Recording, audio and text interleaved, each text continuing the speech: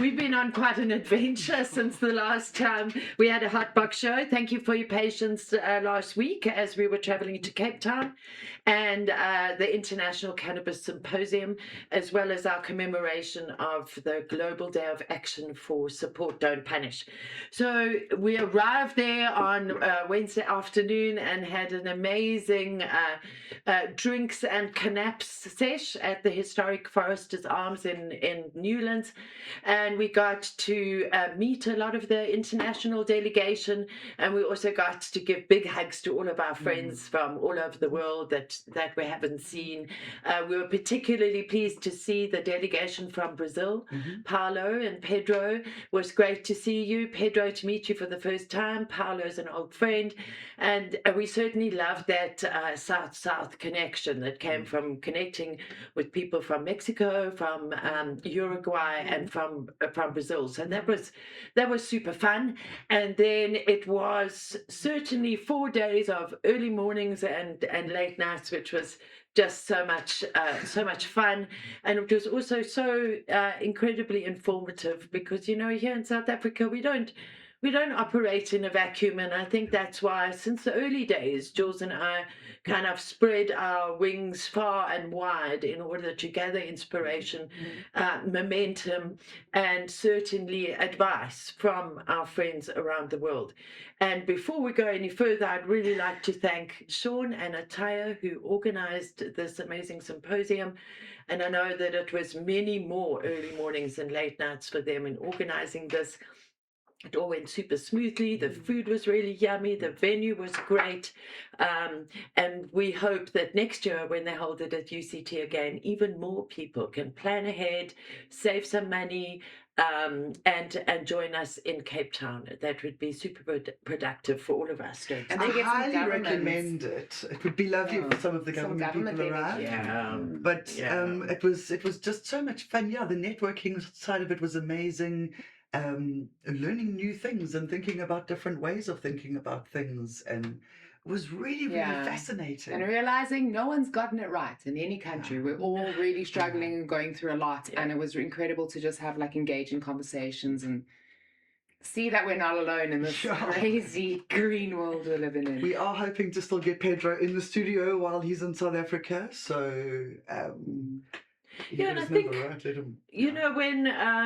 when we take overseas visitors to the Kruger Park or the Drakensberg or places like that or even Cape Town for the first time, it's much more fun for us to watch them having their eyes open to the beauty of our country than the actual experience, because a lot of we've done it before. And for me to watch members of our community, and thank you to everybody who did turn up, meeting these international experts for the first time.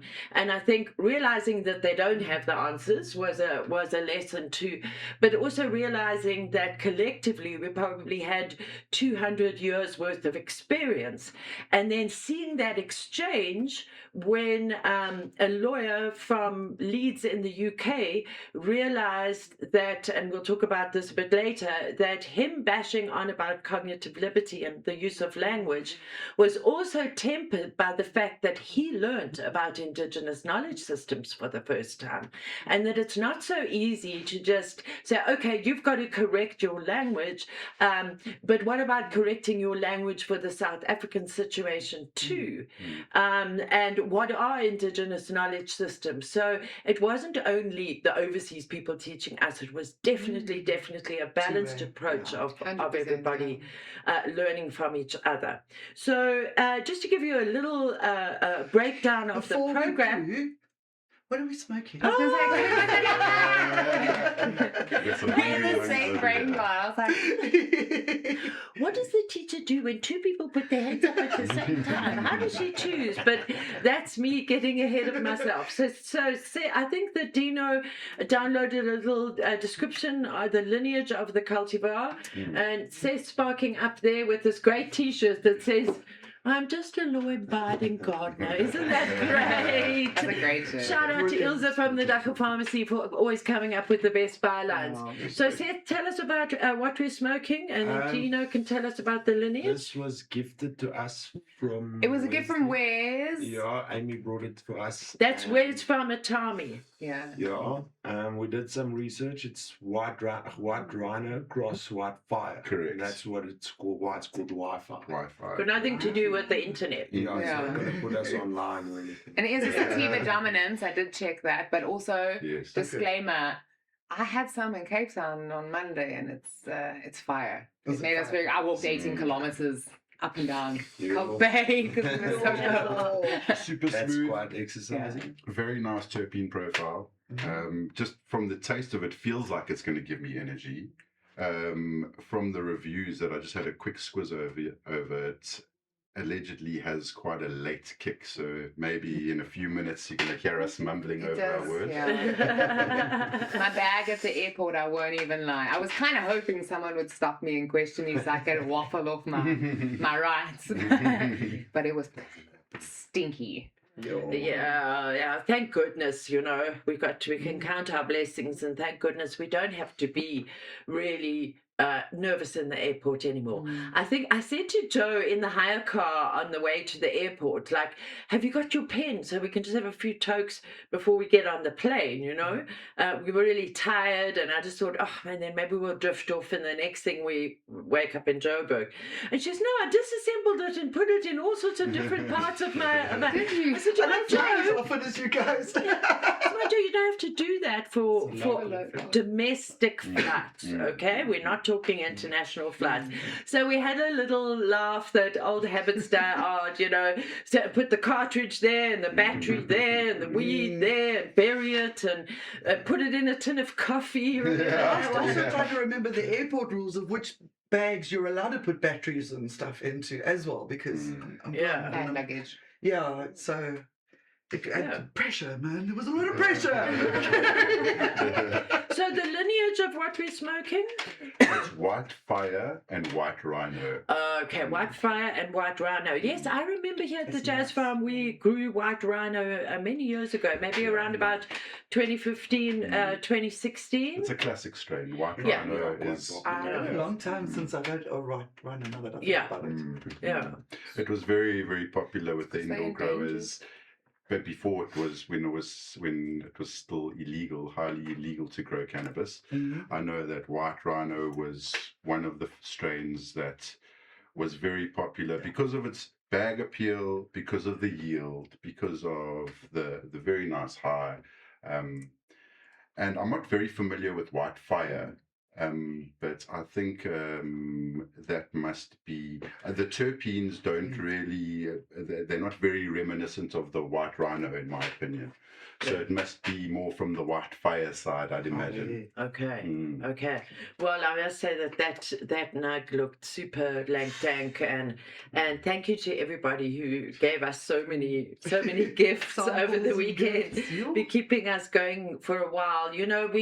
We have this sort of strict kind of seed to sale policy here at the Jazz Farm Social Club. So most of the time we end up growing and smoking our own cultivars. So we love to see the effects of other things when we decide to leave the plot, which is not too often. So to get back to ICS, the International Cannabis Symposium. So it kicked off on Thursday morning with a keynote speech from Steve D'Angelo, who is an old friend, an associate, could be called an OG, the father of cannabis legalization in America, in California. He's been at it for many, many more years than us. It was unfortunate that Steve couldn't join us in person because he has an issue with his back, and it's about 50 hours of flying from San Francisco to South Africa, so that wouldn't have done him any good. But he did provide us with an amazing pre-recorded video, which we will be putting up on our YouTube channel as the first in the series. Now, I know that Joe has how many videos to edit? So I say and that's very rude because you helped and Charles helped. We filmed 17 1-hour sessions and I think 4 or 5 half-hour sessions. And I'm just busy working on the audio because the rooms were a variety of sizes. And the largest room where people were asking questions from the back, it's a little, Yes. So I'm learning the audio. Clearly, you guys can hear I'm still learning the audio as it has been on the past few episodes. But I'm just fixing that before I upload them. But I Yeah. did film that whole thing with Steve D'Angelo as well. Yes. Plus the question and answer session afterwards. Yes, which was really interesting. And you know what I loved about Steve's presentation is that it was so simple. So Steve is a great proponent of the one plant theory. And we're always saying that, if you're sick, if you want to make socks, if you just want to get high, it's all one cannabis plant, but different varieties present in different ways and can be appropriate for different uses. And then we have these 4 platforms that Fields of Green for All: responsible adult use, uses for health, industrial uses, and a religious, cultural, and traditional cultural and religious uses. So those are our 4 pillars, and we know that in the cannabis master plan there's pillars and levels and layers and all sorts, much too complicated. But Steve really distilled it down to 3 points that go underneath his one plant theory. And those are the 3 golden pillars. And you only have to remember 3 things when it comes to protecting both the youth and consumers. You'll remember a few episodes ago, we spoke about Switzerland and how the underlying principle of their pilot cannabis social club system in Switzerland is the protection of youth and consumers. And I think that Steve's 3 golden pillars certainly underline that again, and it's just something that we really need to push home here in South Africa, that if you've got the youth and consumers covered, then you pretty much got harm reduction covered. So Amy, you had to remind me this morning, what are the 3 golden pillars? 3 golden pillars. Testing, we've gone on about that. Age verification, making sure everybody is of age that is consuming, and packaging. Packaging is so important. So on the packaging then comes all the warnings, the dosages, the ingredients. Childproofness, not looking like a pack of candy that a kid would go and buy at Sweets from Heaven. Yeah. Big one. America's been there, done that. Let's learn from their mistakes. Yeah, exactly. So 3 things. We don't need to overcomplicate it so much. So please look out on our YouTube channel for the very first in a whole series of 17, maybe 18 videos that are going to come out, and we will collab on those with Cannabis Law Report, which is Sean's channel, and in our newsletter tomorrow we will be doing a blog about the ICS, which will give you the link to the Fields of Green YouTube channel so that you can watch those, and maybe you can use those as a little bit of online learning as to what is going on around the world, and for some new ideas, and to cement the foundations for your place within the wider cannabis industry in South Africa. Because we heard it, I don't know how many times, and I nearly stood up and screamed, we need more education. And I think that is what Fields of Green does. I think Chiba does it. I think a whole lot of clubs do it. I think a lot of people are trying really hard towards broader education in our country. So you can see this as an online learning exercise, and we will send you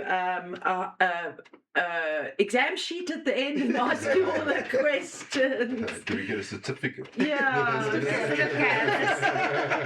a certificate.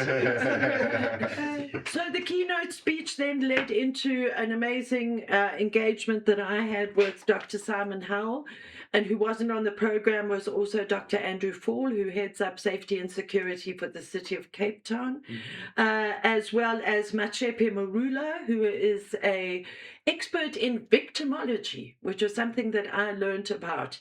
And then also Daniel Odonkor, who's also from UCT, and the only non-academic me in the room, and we made up this panel, and we had a really good hour-long chat about our police engagement and how this engagement is a really tricky thing to do on a whole lot of different levels, considering the Madlanga Commission, considering our community guidelines that will be out within the next maybe 6 weeks or so. And so I think that was more of an information sharing session. So you can look forward to that video. And then we had South Africa government and the private sector with John Jeffrey, who's a consultant to the DTIC, being the only kind of quasi-government person in the room. And I've kind of felt quite bad for him because everyone was saying, well, you're from government. And he's not really, you know. But what was your outcome from that South Africa panel, Amy? Oh, can you remember? I'm so stoned right now. The weed is good. The South African panel was really interesting. I think I'm trying to remember now. You got me on the spot. Joe, hit me up. What was yours? I think a whole lot of Was things. I not in a different place filming a different session? Yeah. at You the might time? have been, but I think that the takeaway from that is that a lot of our hearts were really sore that there was no real government people in the building, but a lot of people, I know Albertus from SACA has said that he'll try and get some government people next time. So that's our mission, Yeah. and we've got a year, although we've got an election in the middle. So if we approach people now, they might not be here next May, June when we do the ICS again. So I think the lack of engagement from government was front and center, and there wasn't really anything that we could say that was news to anybody, except the one point that I remember that I made, because you should always remember what you said, was this lack of a regulatory body to oversee our personal and private use, because under agriculture we can put all the cultivators, under DTIC we can put all of the traders, all the hempies can also go under agriculture, and then you have small business development and all of these other finance and SARS for your tax and keeping everything in order. But what about us, your common and garden user, private cultivator, that type of thing? There's no place for us. So I took the opportunity to kind of bash home my whole thing about the cannabis ombudsman, because we need something to be between us and the police. And it's something that I'm going to quietly just keep pushing. And I'm hoping that landed in John's head, and I'm hoping that he'll maybe take that idea forward going on. And then Thursday was just like super jam-packed, because there was 2 sessions going on upstairs, and another one on another level, and another one in the main theater. So we heard about Washington and California, we heard about international standards for cannabis, we heard about medical cannabis and society, you know, the different levels that are being created for medical cannabis, and where does wellness fit in as opposed to prescription cannabis.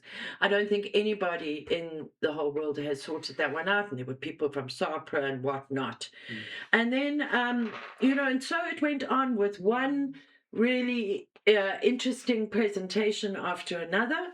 And then on Thursday night we went out for dinner it was Amy and myself and Wes, who are the directors of Fields of Green for All, and then our audio visual producer, my Joe. Charles went home to bed early, and then we also had a dinner with Jared Brass, and by now I know that the Brass family were very much in the background for many years, because their case is still open, and there's 9 people who are in the queue with me to go back to Pretoria. But it was really, really nice being able to sit down with Jared and just, you know, rehash and hang out, and not always talking about, you know, the continued threat that's hanging over his head. His assets are still seized and whatnot. This continual things that they're going to come back and get him. There's lots of people like that. I think at last count there was over 40 people that we still have contact with from the dark old days of prohibition. So that hasn't gone away. And we certainly had a really beautiful dinner. Got to bed far too early, far too late. Sort of dragged Early in the ourselves out of morning. bed on Yeah. Friday to be back at UCT. And then I think the day kicked off with Bob Hoban, who has been a friend and a connection since 2018, and his keynote speech title kind of gave such a nice overview for everything that we were doing there. He says, "Progress over perfection, phases of cannabis regulation and the realities of global trade." You know, the realities of global trade are not as pretty as they look.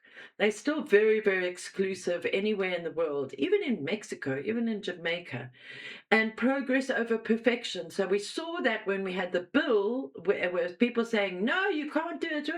It wasn't perfect, you know, and maybe there's a little sound on the breeze that says we might be getting some regulations at the end of August. We guarantee you they're not going to be perfect, but it'll be progress. It'll get cannabis out the Drugs and Drug Trafficking Act.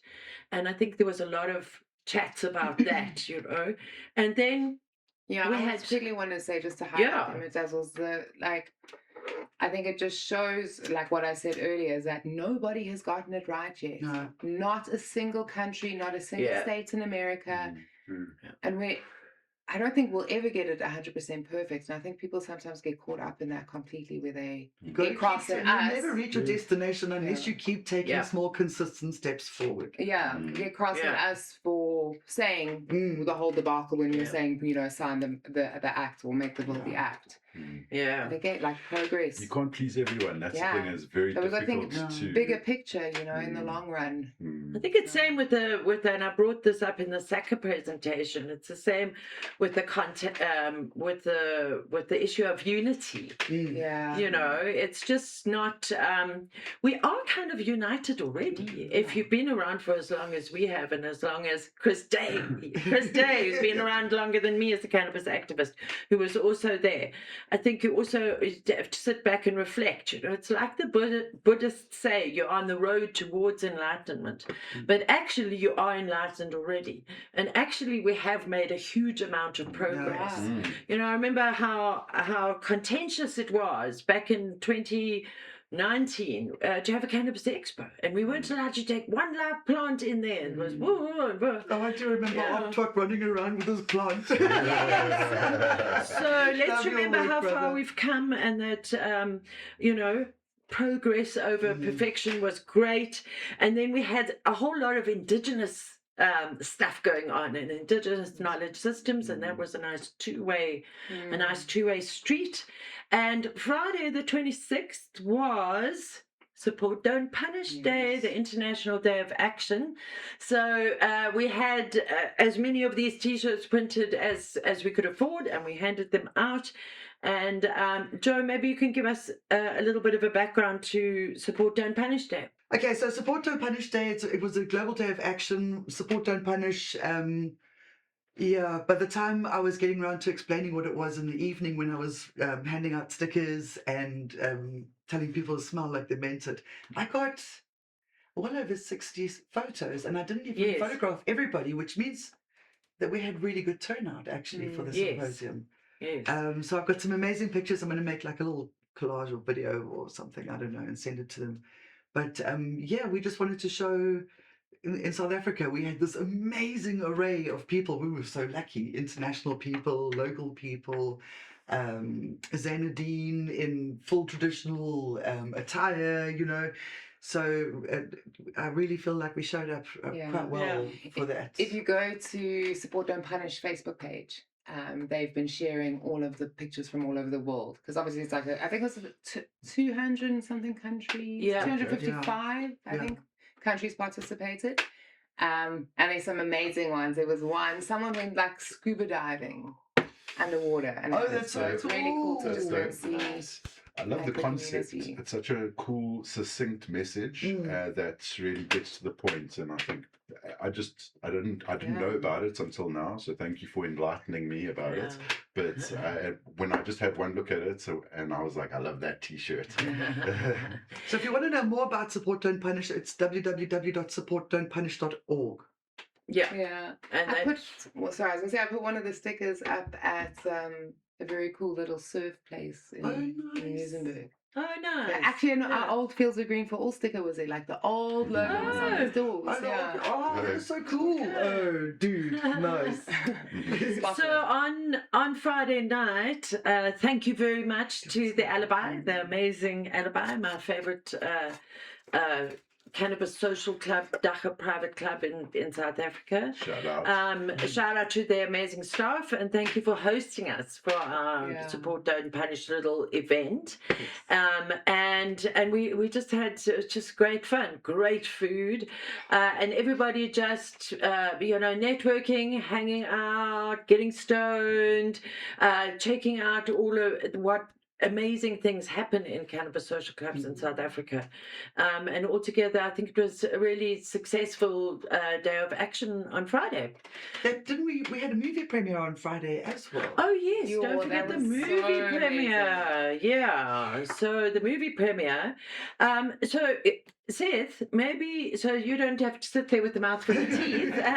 Maybe you can tell everybody who's Simon Strainhunter. Simon Strainhunter, he was part of the Strainhunter crew. I think everybody knows who Simon Strainhunter is, although he was more on the production side of the crew, not always on the camera. But he is well known and everybody knows who he is. He's down in Ponderland. He's been living there for a number of years, been in touch with the communities down there. And I think we all know him. So the Strainhunters series of short movies, I think they're all out there on YouTube, went all around the world, and they had like Strainhunters India and Strainhunters South Africa. Strainhunters was still Swaziland in those days, and so they went around the world discovering all of the local cultivars, and along the way in the Democratic Republic of Congo, they met Christoph, and I can't remember his surname, but Christoph, who's known as Chris Congo. And of course, Simon and Chris became solid friends, and down in Ponderland, they made a movie about the story of Franco from Strainhunters, who passed away in 2017. And actually, when news of his death came through, Simon was here visiting at the Jazz Farm, and it was on the 2nd of January, just after New Year, when he succumbed to cerebral malaria that he picked up in the Congo. And the backstory back in Ponderland is how the cultivation of cannabis won over the mining in the Ponderland region. And so Simon and Chris teamed up to tell the story of Franco when he was in Ponderland and when the mining was going on and all of that. And it was just great. I know we all just had like very emotional lumps in our throat. And I don't want to give too much away, spoiler alert, but the movie will be coming up to Johannesburg, and we will definitely do one of the screenings here at the Jazz Farm. So I hope you can join us. And we hope to have both Chris and Simon in the house, and then we'll probably take it to a few different venues in and around Joburg and Pretoria. So that's something to look forward to when those hippies down there get it together. Then Friday night was Support Don't Punish, and then Saturday when we came back, it was a bit of a summing up of everything. We only spent the morning at the symposium, and then we were free, and then we went to 2 different social clubs and hung out with the Brazilians and all of that, and then came home. So wasn't that great? So please look out, follow us on social media, like, share and subscribe around here on YouTube, the notification thing, because over the next, I'm not going to give Joe a time limit, okay, over the next few weeks. Next week or so. Next week or so, we'll be get them out as releasing fast as all we of these can, ICS. ICS 17 video. hours. Yeah. Yeah. That's a huge task. Have I we don't have a got a- TV at have home, we so got it's a- not like I'm like sitting watching TV. Have we got a growing insert this We week? don't have a growing insert this week, but I know, Dino, you wanted to. I just wanted to mention, watch out for the frost, guys. If you're in the high felts, Ah, yeah. tonight is gonna be Cold night. something to keep your eye on at least. If you do have some means to keep your plants warm, do that.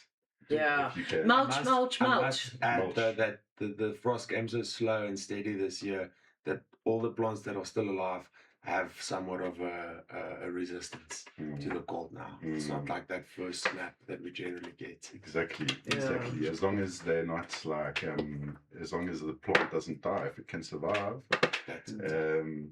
you're gonna be having some nice smoke in a few months.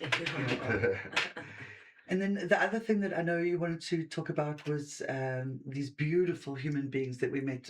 For me, it was at the March and at the Expo. I don't know if you've been there Yes. before. Yes. It's rest in peace to Russ Ossa, also known as Ashley Funelian, from One Gold Herb.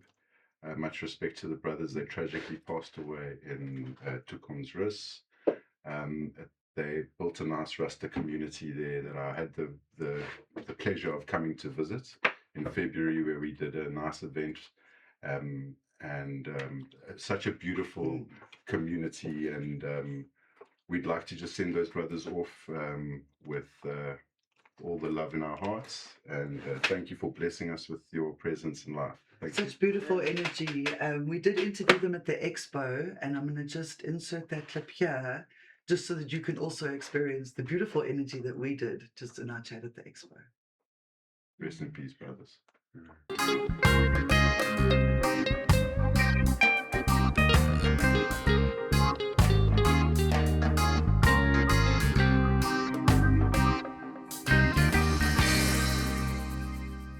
Hello. Welcome to Von Gold Up. We here. I'm Ashley from Von Gold Up. So I'm here with my brothers, all the crew from Von Gold Up. So we're here to tell you guys how nice this year's 2026 Cannabis Expo was. It was very nice. We've been enjoying it. It's our first year as a stall here. We've been doing good. We're enjoying it. People are supporting us. We're educating people. So it's been a nice trip for us. It's real good. So we promote this Cannabis Expo and we say more Cannabis Expo for us, more Cannabis Expo. Ruak Daga and press. It's been an awesome one. Also first time here at the Cannabis Expo. And so far it's been great. There's a very relaxing vibe. The people are very chilled. So the experience is quite nice. There's a lot of things that you can do, taste, smell, smoke. So yeah, man, it's been a great experience. Looking forward to the next one. First of all, thank you. This is the best experience ever. First time ever, first stall ever. There's nothing better. Next year, first thing you do, book your ticket for Weed Expo. Thank you guys. Oh yeah, this is for my guy there, oh Flaka, what oh yes, you know. But from Gold, guys, we just want to say thank you for the experience. It was an absolute privilege, not gonna lie. Meeting new people, the energy, you know, the vibes, a total different thing. Just want to say thank you guys. Thank you for the experience, guys. Okay, so on a more uplifting note, guys, the Amber Cup is coming up. Entries are closing in like 2 weeks. Soon. Soon. We still haven't really quite decided between the last time we chatted. it was the 10th of July or the 15th. Let's just say it's the 15th. Yeah. We make the rules. So it's the 15th of July. 15th of July, entries closed. Please get your entries into us. We're really, really excited to share the skills of craft growers, craft hash makers, extractors, you know, with communities nationwide, because we're going to be holding the things nationwide, Yeah. right? Turn up the heat. Let's turn up the competition. Last year we had some amazing entries. Yeah. And yeah, we'll have our small activations and then an epic final. Yes. Yeah. Yeah, and so where do people go find more information? Amber Cup Facebook page. Amber Cup Instagram. Yeah, we've got a really That's great it. Instagram page. That's Fields it. of Green Yeah. Instagram. My Instagram's got it. Yeah. And ambercup@gmail.co.za. Yeah. That's good. Get those Great. entries in, guys. Now get those entries. Get cooking. You can also phone Charles. Yeah, you can phone Charlotte. If you get really lost, just phone us and Yeah. we'll sort you out. Yeah. Yeah. Thank you very much for joining us this evening, and we will see you next time. See you next time. That one up for Jules. Respect. Know your rights. Know your responsibilities. Know your responsibilities. Respect Bye. the people.